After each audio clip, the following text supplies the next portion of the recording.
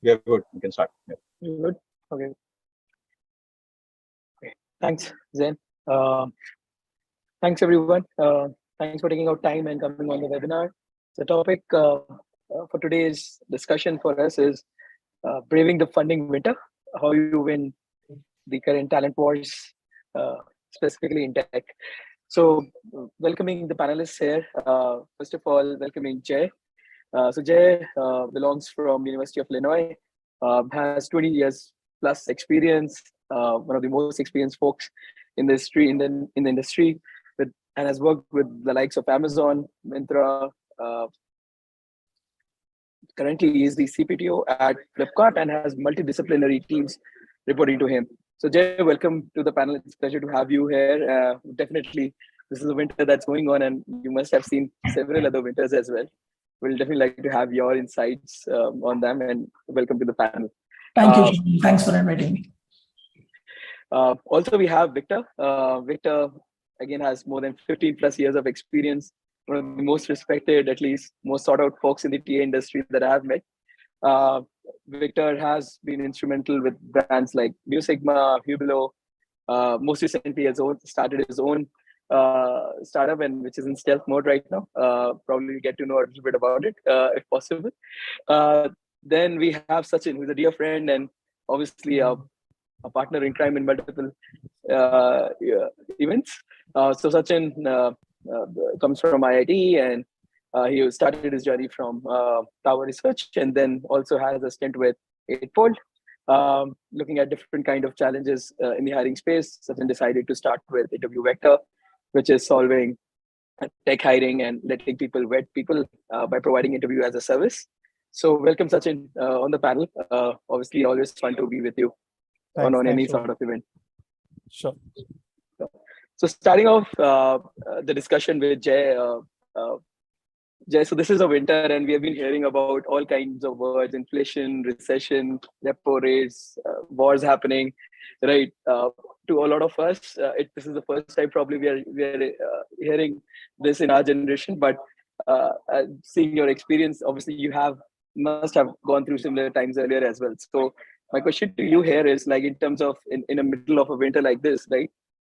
What are the kind of things that overall as startups should be looking at in doing with their tech talent hiring, and what are some of the key trends that you have been seeing, and is this winter same as what you have seen earlier as well, or are there some unique things this time that we are going to get discover? Sure. See, the way I look at it is the origins and the reasons behind what causes a funding winter could be very different, and every time in recent memory, if you go back maybe 20 years, 22 years, when I started my career, it was right in the middle of what was at that time called the dot-com bust, right? Everything was burning down in the new dot-com age era. And then 2008, all of us know what happened and now, right, with the post-COVID scenario. So while the reasons are different, it just feels like this is a part of the normal economic cycle that we have come to expect in a very connected global economy that we all live in. And I don't think the playbooks are going to be very different in terms of how companies have to navigate this, how investors look at it, and when the rebound happens, how it happens, right? All of that, I don't think they're going to be very unique this time. And there are a lot of lessons to be learned from the past as well. So if you look at this time around, it's a unique situation in the sense that last year the level of funding that was available to startups almost tripled or quadrupled from the year before and the years before that, right? So there was a huge kind of spike, and then coming on the back of it, there is obviously, we are hearing numbers like a 90% slowdown in large funding rounds in the first half of 22 compared to 21, and so on and so forth, right? So clearly, because of the nature of the big spike followed by the trough is why this is being much more accentuated. And clearly, I think as we go through the rest of the panel, I'm sure we'll discuss what are the learnings from the past, how could we use that to navigate this in a way that creates opportunities for startups which are thinking about this the right way, right? Behind every challenge, there is an opportunity, be it in terms of talent landscape, how to navigate that, in terms of product building and various other things, right? And I'm sure as we go through the panel, we'll discuss more of those things. Sure. Any specific trends that you have seen recently, like in your ecosystem or on like happening, or some of the things that you think people are doing or companies are doing right now? Yeah. So clearly, companies are very, very clearly tightening their belt. So last year, especially, was kind of a crazy year, right? In terms of talent Yes. wars. I mean, people were being lured with BMW bikes and whatnot, right? And Correct. and then sign-on bonuses that were higher than like 1 year pay and so on and so forth. Like the level of craziness went through the roof. And clearly, I think those of us who have gone out partying in the night, I guess know how the hangover can be the next day morning, I suppose. So I guess it is a version of the same thing happening. So clearly, startups are tightening their belt, and I think some startups are like, it's also there is a sweet spot, right? I mean, clearly you need to tighten the belt. You need to make sure that your existing funding lasts through the expected kind of duration of the winter, which people kind of are pegging at somewhere between 12 to 24 months. Like, so if you want to be safe and say, hey, 24 months, I want to make sure that I'm not running out of cash, you need to do the right things. But does it mean you're completely shutting down and going into a completely clamshell mode, not doing any hiring whatsoever, not doing any product development, and completely focus only on cost? I mean, you survive for a reason, right? You need to come out of the winter, if possible, stronger, right? So there are playbooks that you can use to do it in a better way. I think this kind of seesaw effect is what I think startups need to avoid, right? So going to the extreme at one end and then hiring with 3x hikes and BMW bikes, and then the other extreme, suddenly now you're hit with the winter, you're saying, hey, I want to lay off 1,000 employees, right? So that's kind of like what I would say, like let's all figure out how to come to the middle of the pendulum swing, and then try to navigate both the boom and bust cycles in a little bit more equanimous way, right? So there are probably lessons that we can talk about from past on how companies who have survived these kind of winters and come out stronger, what kind of playbooks they have used, and what are the lessons in that for us in the Indian ecosystem to learn and apply to our own situations. No, it shouldn't be just black or white. There needs to be gray as well, right? And moving with gray, right? So Victor, right? Your thoughts on the same, right? So first, thank you so much for relating me with the gray part. I think that's synonymous with me at this point in time. I think in the truest bit, the trends tell a very different story. It's real, it's hard, it's frightening, and at the same time exciting, right? So there's this dating period going on. You have done your wine and dine, and now you think about the marriage. So you need really constitutional, like fundamental fungible rights on getting this right. Without the esotericity in the equation, right? Let's focus on basics. The trends are right in your face. Let's talk about it. Junior hiring is at the all-time high. Your mid-tier is ill-equipped to participate and manage them. The 1:8 formula that you have read so far does not stand tall at this point in time. Your remote hiring is at an all-time high, right? The number of interviews per position is higher. Remote gives you faster turnaround, but the number of applicants is high. And I can go on, right? I did a study, and there are other reports that I can talk about. Salary is a flux at this point in time, right? For the lack of better words, companies which did a survey to their people and independent companies as well, they found out if people have got a delta of percentage that they're expecting as a salary increment, a decrease of 20% does not affect 1%. A decrease of 10% does not affect 2%. And same salary is what they expect. They want surety that we will be in business. So the bells and whistles are gone, right? Wake up to the real truth. And here's the best part. Is winter here? Yes. End game here? Yes. Thanos just snapped the fingers and you're just waking up to the reality, right? Half the company of bike to your carom, to your pool, to your drinks and lunch, all gone. What is left? Real value proposition, right? Companies which are smarter will focus on the real value prop. Companies which are real will have some metrics and some value chain and some strategic affairs to it, and there's some tactical layers to it. The question is, what is the future of recruiting in 2022? And that answer is very simple. And this might be funny for everyone out there. It's hip hop. Now, you might think, what is hip hop, right? It's highly targeted. It's highly intentional. It's highly personalized by highly objective professionals. That's the rule of the game in 2022, hip hop, right? Now, one of my sayings. And the second part, who will do this? Rap artists will do this. When you might think, what is rap here? Radical adaptive professionals is what will be able to do this in real point in time. Hip hop, rap. If this doesn't make sense to you, go back to Divine 3:59 a.m. Not a rap promoter, but again, he says, "Chain nahi tha sone mein, tab to heera hai chain mein."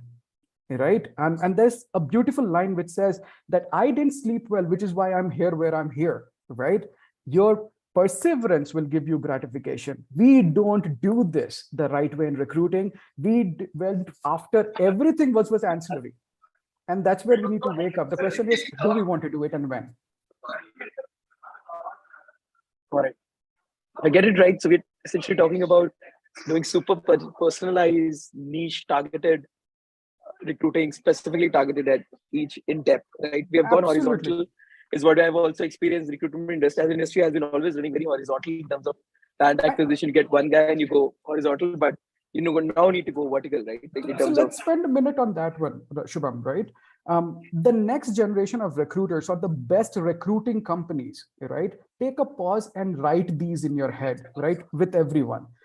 The best recruiters who are still able to make it work, hunt and prospect like a marketer and SDR.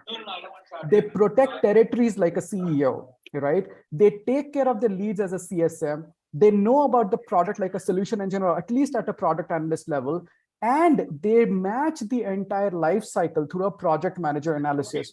If you don't do this, how are you going to fight with someone who is going to do it all, right? In the essence, empathy, and you always course correct and co-learn and implement it again. Listening and acting is really important. If you don't do it, how on earth are you going to compete with someone like Jay in the room and he's going to hit the ball out of the park? And then you are like, oh man, there's a bouncer out there. Okay, great. Now chin up, wake up to the real life. Fair enough. Interesting. I think these are value bombs. I was just trying to make as many notes as I could in that span. So if we are on that thread, right? And I don't want to take the vibe from JJ. I would like to take 2 cents of you on this one. I think if everything was equal between Flipkart or Jay's Dominion versus Victor, let's just say he's from an X domain, right? These two people, if they're fighting for the same position, can you tell me what and who will win this war? The answer is the simplest one. The fastest one with the right value prop will attack this. Correct? Now, if everything is equal, this is Simon Sinek and Jason Lemkin, everyone agrees to this, the fastest one in the room will win this war. Wrong. The fastest one with the right value prop will win this war. Correct? Now, here's the thing. You don't know where your people are handing out. You don't know how to target them. You don't personalize them. You have not built a relationship cadence with them. You have not given back to the community. How on earth do you expect someone to give you a reference? No one will. If you don't give back, why would someone reach out to you? If today, because of this relationship, Jay is hiring for X people, I'll say, Jay, these are the people that is going back. Just take a look.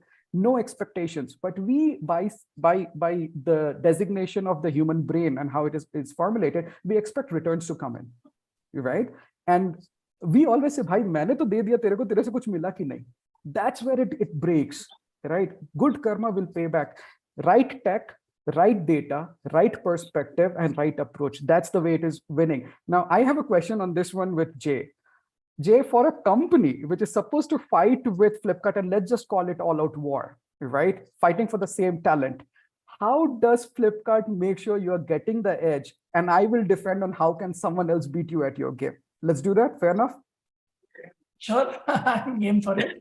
So I think, different employees are looking for different things at their current personal context, career situation, and everything, right? So the primary thing is to figure out what is your employee value proposition that you want to offer that person, right? So and I think tough times call for innovation. Tough times call for being agile, nimble with what you can offer as an employee value proposition. For example, recently we decided that we're going to offer our employees the ability to choose a percentage time that they want to spend and have a flex policy, right? So that you can do anywhere from 40% to 100%, right? And get prorated benefits, including vesting benefits and so on, right? So we would have probably not even thought about something like that in normal times, right? We said that, look, we want to be able to actually create some in this new world we are in, where people are looking for remote work, people are looking for freelancing opportunities and a lot of flexibility and work-life balance and all that. Let's figure out what other levers can we put on the table to help convince them. And of course, we actually pitched them on our growth story where e-commerce is headed in comparison with, let's say, developed markets, and therefore what is it that they can look for as they build their career in terms of the learning that they will get working at scale. And we always showcase past cases of employees being fast-tracked because of ownership and how they were able to exhibit innovation rather than based on tenure and so on, right? So it's a complete employee value proposition pitch that you have to develop, and everybody based on their context will have a pitch that they have to hone and then go after the right talent, right? If you have a pitch that doesn't resonate with the talent that you're going to, then there's not going to work, right? So I don't think it's as much a competition. Of course, I'm sure there are people who both, let's say, a budding startup and a Flipkart would try to go after. But I think at the end of the day, it's about who's able to make the right pitch that resonates with that talent, and then being able to inspire them and motivate them to take you up on what you have to offer them. I am smiling because if there is a TA community, a founder community participating in this call, right? Here's where the wake-up call was. Jay, in his words, laid out that Flipkart is even today not taking it for granted. They are hustling it out. And we expect inbound to come to me, outbound karenge, mast rahenge. It doesn't work anymore, right? Things are real, boss, right? Let's wake up. And Jay, yeah, you would clearly, I'd love to fight with you, but clearly you're doing things right. And let's be very, very fairly competitive on that one. Shubham, all yours. Thanks, Victor. So now moving on to, I think you mentioned about the one who hires fast and who fires with the right value proposition is going to win. I think Sachin is solving the on that side with interview vector. So Sachin, moving on to you, like in terms of, and you've been working with high growth internet startups like Cred and Swiggy and whatnot, right? So again, Flipkart as well, right? Yeah, Flipkart as well, right? What is that you have seen change in the last 2 or 3 months as compared to in the past? And are there some tips for us to pick up from the kind of stuff that you have been, because you interact a lot with the hiring teams, right? Sure. I think the market has been changing, from the past 1.5 years or 2 years, I would say. The market has been changing a lot, and it has not halted. It has been quite changing. After every 6 months or 8 months, you would see it changing again. Last year, when as Jay mentioned, right? So much funding came into the market. Everyone was going bonkers. People were hiring, and people were offering BMWs and whatnot. Everyone was. A lot of startups face troubles with, on one hand that Jay is doing the sales pitch personally to tell the candidates that, hey, you will be working with me and I'll be working with you. And on the other hand, the startups are trying to offer money and everything, right? So that was, so you can say that you need a BMW to fight with Jay.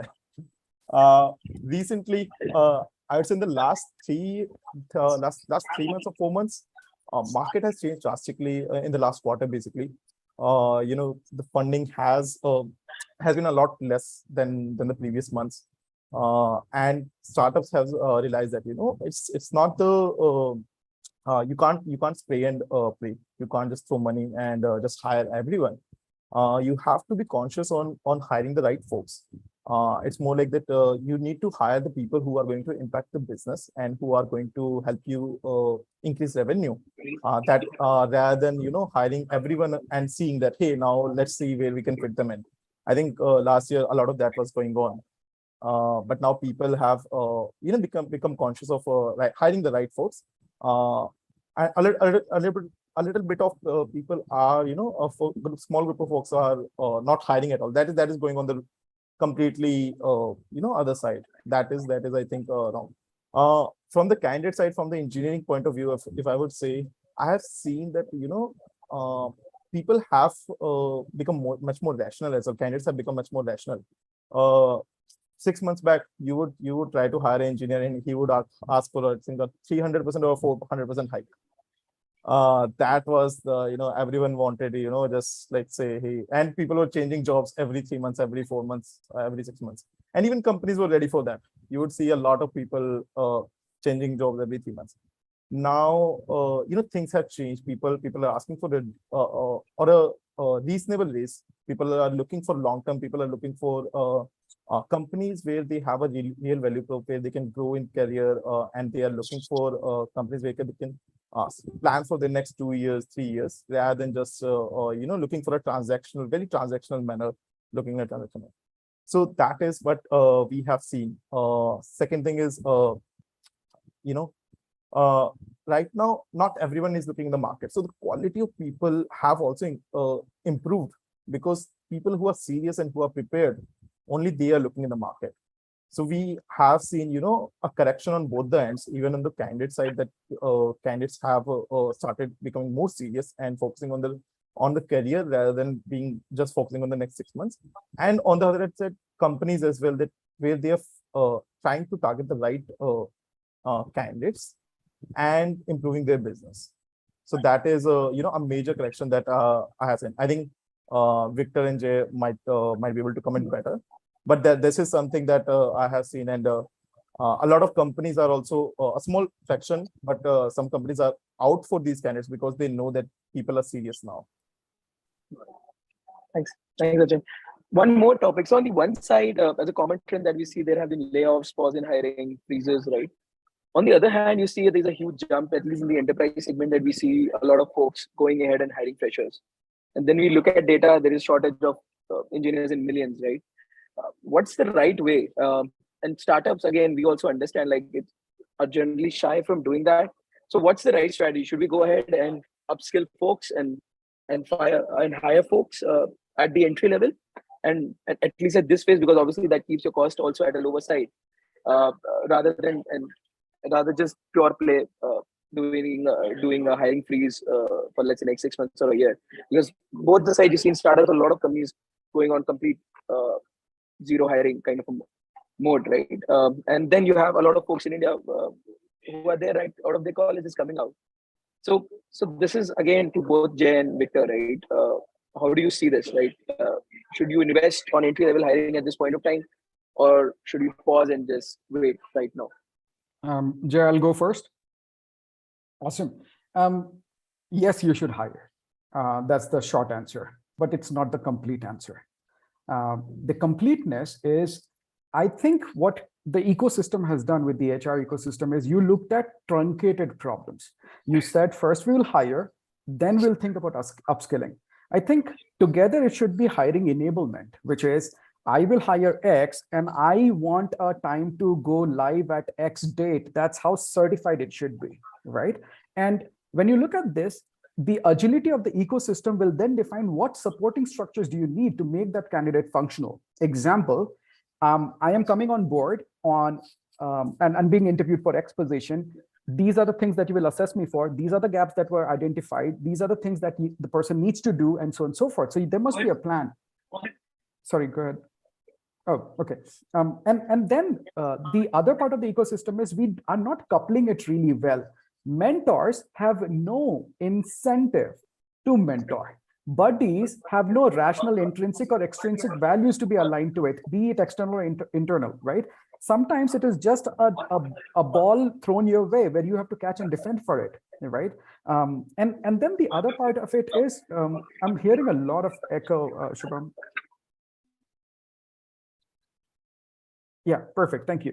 And the other part of it is, when you do all of this, we have not coupled it with orchestrated foundation pillars, which is how many managers to how many people and what is that will take them forward. Part one. Part two is I think if you take a good derivative from a customer success world, which is the real world of things, we can come out with the value prop cycle, which is, did we promise the right things? Did we walk the right things? Did we make enough aha moments being realized for that person? And then finally, are we validating it enough and feeding it back into the circle, right? Now, the problem is the entire HR ecosystem directly went for validation. I got X and I am looking for Y. It doesn't work that way, right? Better systems, better companies, better organization will focus on this part. Now let's focus on the second part. The second part is, what are you promising? Because if you remember and go back to your yesteryears as a kid, I was shouting at my dad and rolling on the floor, man, and I'm a very cheap kid from Ranchi, right? Small town, which means that I had the luxury of rolling on the mud and crying, why didn't you give me that 1 rupee chocolate?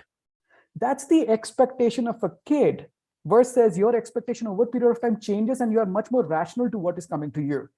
Now, can you guarantee that personal attention and personal gratification and walk with him through the journey? That's the true essence of everything. I'll pause here and Jay, over to you. Yeah, thanks, Victor. So Shubham, to your question of to hire or not to hire, that is the question, right? So I think the question is, in terms of Jain, it is also about, like, in terms of, you have a skill gap right now, and it's also in terms of entry level talent, right? So you have folks who are there, but since people have put a lot of stuff on freeze, do you think this problem, that gap, can be bridged by freshers at this time? Because obviously we've seen a lot of schools come in on that side in the ecosystem. Yeah, I think there is not a single answer that would suit everyone.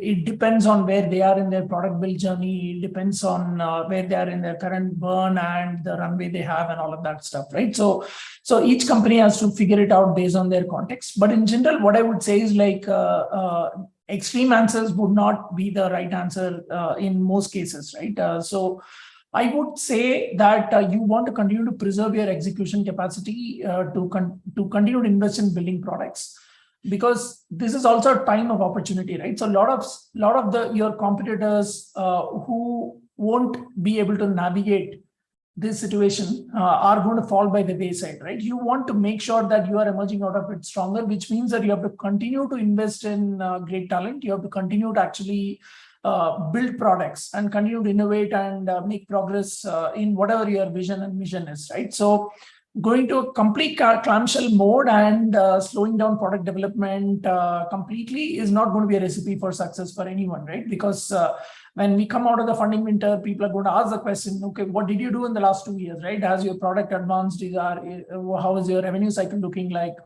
And how is your team looking like in terms of health of the team and all of that stuff? So my belief is, I think the startups have to sharpen their prioritization. They need to figure out what are the areas they want to invest in. So you may not have the luxury of investing in several products at the same time, many of them having different horizons by when they will yield results, right? So you will have to sharpen your prioritization, but whatever is the core for your growth, you will have to continue to invest in, find ways to do that. Of course, a lot of that finding ways would be to do budget unlocks through internal right level of strategic calls being made, right level of prioritization being made, being supplemented with bringing in the talent for those areas where you need the execution capacity and continuing to be invested in those areas.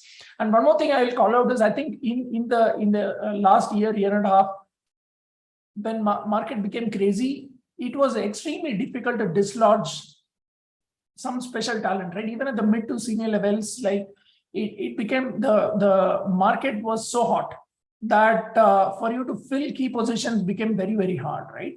Now it is a good opportunity for you to pitch sharpen your value proposition and pitch to those people that you would not have been able to dislodge from let's say your competitor who was offering them a 2x pay and was locking the door on them. Like, if your pitch resonates with them more, you have a good chance of being able to attract them, right? So I think you'll have to look at it as an opportunity of bringing in the right kind of talent and being able to continue to invest in your core product building and your growth story, because investors in any startup, they're looking for growth, right? They're not looking for how much of runway do you have. That, of course, is an existential question, but that in and of itself doesn't give you the right to attract further investment, right? So that primary thing of continuing to achieve growth is something you cannot give up on. However sharp the winter is, right? You'll have to figure out how to navigate that irrespective. Shubham, you're on mute. Sorry. Yeah, sorry. Sachin, what you have seen with your customer base, is there a similar trend that on the hiring front? I think yes, we have seen, as I said earlier, we have seen a similar trend. I think a lot of companies are focusing on even fresher level talent, and because you're able to hire them faster, you can train them easily. That is one. And again, I've just said right that companies are right now focusing on the people for the right projects, not randomly for the projects that that are just that you don't know that will work out or not. So companies are investing in obviously junior level talent. If your question was that your main question was that is companies spending time on fresher hiring and everything, right? So I do think a lot of companies have realized that fresher hiring is relatively very easy. And you can see right now people who have the right zeal, who want to work harder, and they go for that. Got it. Got it.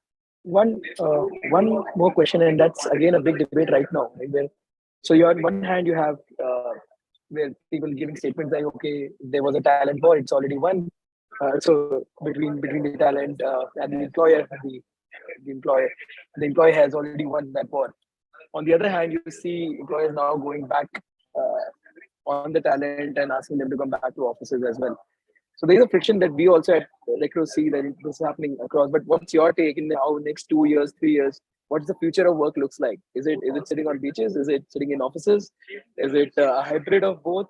I know that has some policy, and obviously, Victor, you're seeing different trends in different organizations.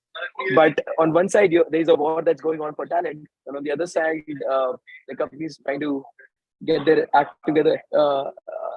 So where is it going? How do you see the next, at least in the long term, how this panning out? Victor, starting with you on this. So, Shubham, mute, please. There is a background echo. I apologize for calling it again and again. Yeah. It's funny because I think 2022 leveled out the playing field for everyone. Talent on one side and then employment on the other side, right? Employers on the other side. And until now, someone was calling the shots. This is the first time that the talent has the reins of the conversation and they decide how they want to play it, right?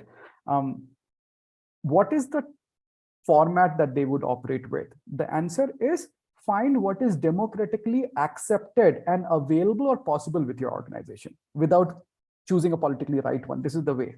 If your organization has got async mode more prominently, you can do wonders. If there is sync, then you are limited for a lot of things. If there is overlap, then you need to figure it out. If there are time zone constraints, then you have to figure it out. And if the other HRs are trying to figure out, hey, what should we do? A vacation? Should we do Goa? Here's what you should do. Take budget from your CEO. Set up one outstation in Dehradun, one outstation in Goa, one outstation in Pondicherry. If your kids go out and play, fun. If they take the family, don't restrict them. But now you have 4 teams, 4 people with their family coming in where they can have vacation with a family vacation. You win. Now, is this economical? Your stage and scale should define that answer, not me, right? Had I done it? Yes. Would I open my house in Bangalore to 4 of my colleagues? Absolutely, yes. Would I go and hang out with 4 of my friends in Dehradun? Yes, 200%. Is that feasible? So find out the right economics, what makes sense to you. Is it local, async versus sync? How much overlap, how much in-person coordination you want, and so on and so forth. The future, however, would be async driven. It's a guarantee it would be async. And there would be some rules which need to sync, and that's where you should play with. Jay. Yeah, Shubham, I do think I largely agree with what Victor said, right? I think it depends again on the nature of work of the company and the stage at which they are in. So, for example, at Flipkart, we decided the right policy for us that gives the flexibility that the employees are seeking for, plus also some of the synergy benefits that we see from people continuing to invest in personal relationships by meeting face to face is to have a hybrid policy, right? So we have a kind of a 3-2 kind of a hybrid model where we are asking employees to come in a few days in a week, and then they can work from home flexibly on the days of their choosing, and so on and so forth, right? Wherever they are from. So I think each company has to decide what is the right policy for them. And I don't think there is a single answer, but I do agree with Victor. I think in the long term, as technology tools will also continue to improve, right? There was a radical improvement in how people adapted to using remote working technologies and figuring out their ways of working and continuing to be productive because of COVID. But I think still there are some gaps in terms of how people are able to relate better to, let's say, new employees joining in. How are they able to assimilate into a culture well, and all of that stuff, right? And clearly going back to office helps in that regard for some companies. But over time, I think, I mean, we have all heard about metaverse and how immersive presence is going to be there for everyone, and tools are constantly improving. So it's very difficult in this current technology age to predict 5 years down the line, 10 years down the line, what kind of new enablements will happen. But it is clear from the trajectory that the industry will, over a period of time, move more and more towards being much more flexible, much more adaptive, and a lot more remote working being enabled, including global talent, right? So I think that opens the door for companies, if they figure out that model and crack the code on it, being able to not restrict themselves to talent pool only in a single region and then competing only in a very limited talent market, but being able to go where the talent is, because the remote enablement has happened. So I do think that over time, that is definitely a trend that at least I am betting on happening. Sachin, your thoughts on that? I saw some of the pictures at your end as well. Sure. I think it's not just not for the just for from the side of companies, but I'll say it from the talent side as well. I agree that people wanted freedom, and right now what's the need of the hour is, I think it is hybrid. Reason being, people are getting freedom, and as well as they want to learn from the leaders as well, right? A lot of our tech talent is junior or relatively new to the system. And apart from that, I'm not just always behind running after work. I think a lot of office life, all those tri-sector breaks and everything, that is something that a lot of people are missing, or Friday parties, and those are things that makes a workplace, that those bonds are things that which you don't want to miss out. But you would see that in the last 2 years, and it's my personal opinion, that a lot of people have missed out. At least I have. Once the travel started, I started moving out to different locations and trying to meet people and everything. So I think right now it might be hybrid, and again, it can be that probably once a month or in a weekly you can have sync ups, or you can do whatever which you are comfortable with. But I think hybrid is something that I think is the need of the hour, and probably it will move towards more remote towards that. That's my idea. So don't want to miss the tri-sector breaks. That's the basic idea. Yeah, if I may add, Shubham, to what Sachin said, right? So we actually, for example, do formal new hire assimilation, kind of like quantitative surveys with people, right? So we clearly saw, for example, that new hires found it much harder to assimilate into teams when we were in this complete remote work period, right? In terms of either them feeling free enough to go ask for help from colleagues, and being able to feel themselves to be productive enough, and so on and so forth, right? So a lot of learning happens, especially in a tech environment. A lot of that learning happens because you're sitting next to somebody who is more experienced, seen more problem statements, and then they're reviewing your design, reviewing your code, they're giving you input, and a lot of that mentoring that happens in person. While you can do some of it remotely, I don't think people got the same level of impact from it. So it did reflect in a very quantitative way through our new hire assimilation surveys that it was causing a little bit of friction and fraying of relationships. And you can also see it as, let's say, org leader, you see it all the time, right? Like usually when issue like in a large complex organization, there'll always be conflicting viewpoints, conflicting priorities, and you normally expect people will talk to each other and resolve it because they have that personal connect, and it normally therefore doesn't result in escalations, right? And then it lands on your desk to solve it for them because they don't feel comfortable enough to voice dissent with each other and solving it between themselves, right? So those kind of escalation based ways of resolving issues increased, and you could very, very clearly see it, right? And in multiple pockets, right? So I think it's a clear truth that I think, I mean, maybe in a 5-year down the line world when we all have immersive presence and we can all do all of this also remotely much, much better, maybe it'll be a different answer. But right now, for us at least, we feel like the hybrid model works the best for us. I think that's been the common theme with Recro as well. Like we're looking at data as well, like in terms of like going around 6 months back, we had almost 90-95% people like at the entry level wanted to work remote. And we have seen that figure now shift to around 60% because a lot of this is also about the kind of cultures. And when you see that the other companies have actually got the people back and that kind of FOMO is getting built. Also, it is difficult for HR organizations to completely immediately move to an async culture. It takes time. And in that time, for what you've seen at senior level hiring, people are still comfortable with doing remote. But at the entry level, that's where the major pain is coming because they've just got out of the colleges and they want to experience what it is like. So I think that's the common trend that we are also seeing. So there's a bit of pushback coming on the remote side, which we were not experiencing around like 6 months back. So yeah, so we are also exploring with everyone of how this pans out. Great. So coming one question, like obviously at Recro, we are also running a talent marketplace. And I've also seen globally as well, even in India, you must have seen a lot of talent marketplaces are coming up, right? In terms of augmenting our existing teams and staff augmentation, you call it freelancing, you call it contractors or this kind of model. And we're in the very nascent stage when we compare with, let's say, a market like US or Europe, right? Where contractors are generally seen with a lot of respect. In India, there has been a taboo around it. I don't know why, probably because of how the companies have used the model in the past and how our larger organizations have used it and exploited the model is what I say the word.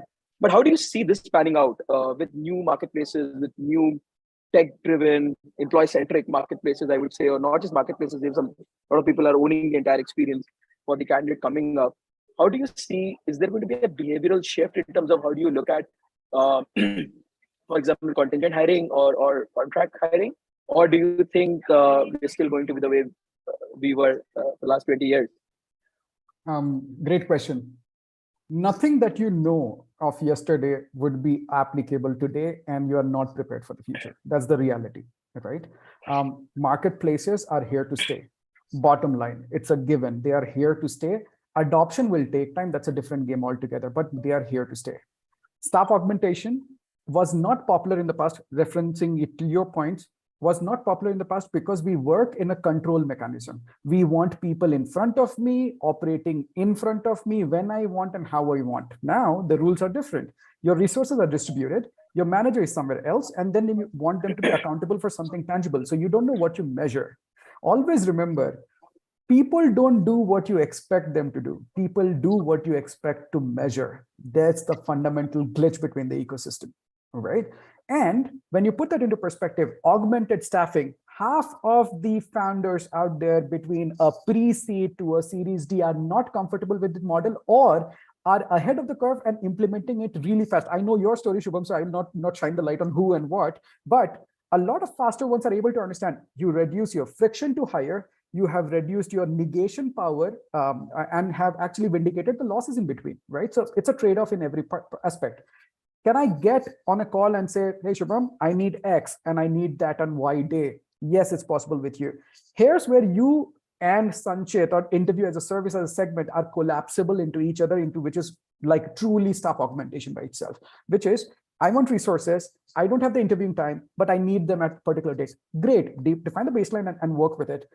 Truly available resources are hanging out there. Right. And while I may not have the reach to do a tier 3, tier 2, tier 1 mapping, you guys have the reach. And I would rather focus on building what happens when they are here than worrying about, okay, I don't know what to do next with them. So clearly a trend that is here to stay. And the earlier mover advantage would stay with people who actually leverage this really well, right? So it's an ecosystem game if something like this is being adopted as a trend benchmark. Jay, all yours. Thanks, Victor.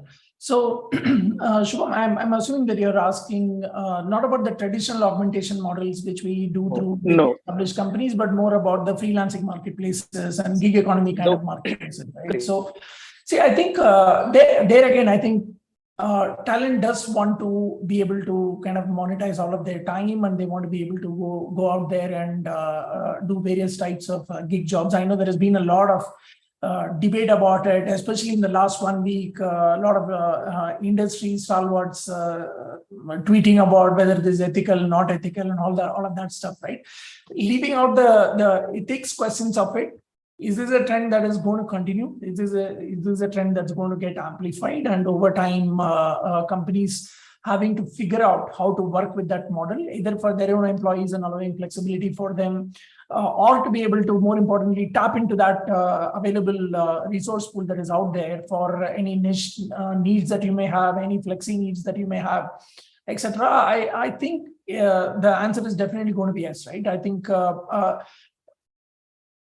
traditionally, companies that have worked with large managed services models and augmentation models with established service providers, that we are able to do that because there are some set processes, and through contractual arrangements that, hey, your data won't leak. There are NDAs. There is a set of processes in the companies that you're contracting with, and all of that stuff, right? When you're engaging in a freelance marketplace, first of all, many times, like, companies do not have that level of provisions in terms of your data leakage prevention, security, and all of that stuff, because when you're trying to use talent for some of your core needs, you have to give access to them for let's say, your internal data systems and processes, your networks and other things, right? So I think companies have not really figured out all of these answers on how to productively engage this freelancing marketplace. But definitely this phenomena is here to stay, and every company, be it big or small, has to figure out how to engage and leverage this ecosystem a bit better. In fact, I would say that startups are probably the ones that could use it even more better, and they in fact have an edge over a bigger company like us, right? Because we have all of these other concerns that we need to solve for in a very, very structured way, in a foolproof way, right? Startups probably have some flexibility in how they operate, and they can probably do this a bit more better, be more experimental, be more bold and innovate, and tap into this global freelance economy a bit more, I suppose.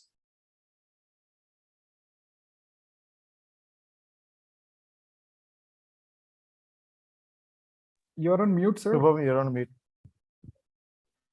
Sorry. So we have some of the questions here that have come from the audience. Jay and Victor and Sachin, I'll just try to. So one of them has come: should we hire for fit or for talent? What are your thoughts in these times? Man, I was just typing the answer for that. So sharing my my thought. So I think there is no black or white answer here. It's more like a gray area. I think fit is the first most thing that you would want. If you don't have a great fit, it can it depends on how much fitness do you have. It can actually ruin your other team. It can impact your other team members and everything as well if it is not a good cultural fit. But at the same time, you can't take a person who doesn't know anything and you are just going to train them from the scratch. It has to be a mix that you see that, hey, is this person at the summit? And this is something that I have seen that a lot of companies that we are serving make mistakes, that they are always looking for 100% perfect fit or 100% talent, that, hey, this person should know this and everything. It's always like that you are looking for probably a 70% or 80% fit, technically good person. And then you are hoping that the person will grow once you join that. But fitment is for sure that you need a lot. It's an undebatable thing for at least us. My 2 cents on that one, Sachin. I think I agree with everything that you said, but 2 things. Hard skills are a must. People skills are not a given, but that's where you maximum focus your energies on. But here's the biggest tip of 2022 as recruiters and for founders and everyone hiring out there. Nowhere have you actually checked for mental fortitude. If you don't focus on that, clearly everything breaks down. You can have the stellar skills, you can have great people skills, but your mental fortitude is not there. You will fail. That's one cent that I wanted to add in this conversation. Totally agreed. I think just small, not you're not And looking for soft skills. with just I just want to chip in with Kohli saying and putting that out. I think Victor, you've probably yeah, highlighted. I think Kohli is great, but here's one of the biggest things. Do you know, and this is something that everyone should research on, right? Do you know how to check for fortitude? You don't. And if you were to take a page out of anything where mental conditioning is the biggest one, go for two areas. One is army, second is sports. After a loss, there is only one conditioning that can get you into your game phase. When India is thrashing X team in the cricket match, I'm not going to be a nationalist or be pointed as one, but when that is happening, you know what happened. You're conditioned to perform. Mental fortitude is the gameplay. It's the differentiation between a company that could be, has been, or can be. That's the difference.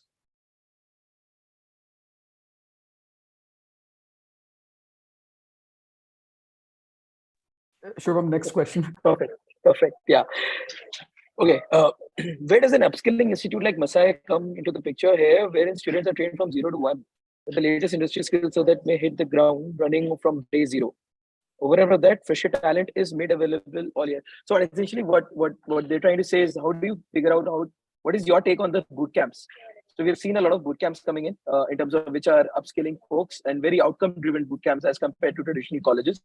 What role do you think these new institutes, a new form of giving education, have in the overall scheme of things? I'll go first. I think the bootcamp format is extremely open to the market, which says, hey, you know what? This is what I need.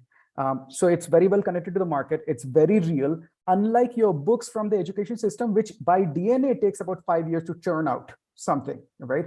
I'm from ex-college, and the last 10 years were the same books being taught. That's where I am going to stay. Extremely relevant. You can influence the future. You can exactly get what you need. The technology that is most needed is going to be constantly available, and the tech stack is influenced by industry veterans. All win, 100% game. Masai, loads of love. Yeah, Shubham. Yeah, see, we haven't experimented yet with any of the bootcamp companies out there. We run internally our own bootcamp format for new hires, and that's a very essential part of helping the talent hit the ground running, especially for freshers, right? So for freshers, we run almost a month-long bootcamp, which is very structured, which gives them like an overview of how to actually make things happen in the Flipkart environment, for example, right? So, and any company that is experimenting with it out there in terms of making talent be industry ready, absolutely, I think it's a great area. There is a need for sure. How do they do that in a way that has measurable outcomes in terms of days to productivity or whatever measure you come up with and metricizing it? That'll be the key. But yes, I think there's definitely value to be generated and a gap to be filled. There is I think the product market fit is a given. It's just about figuring out how to scale it, how to make it work so that it can work for like both small companies and big companies like us. Someone from the recruiting community has asked this. Yeah. So what's your take on offer shopping?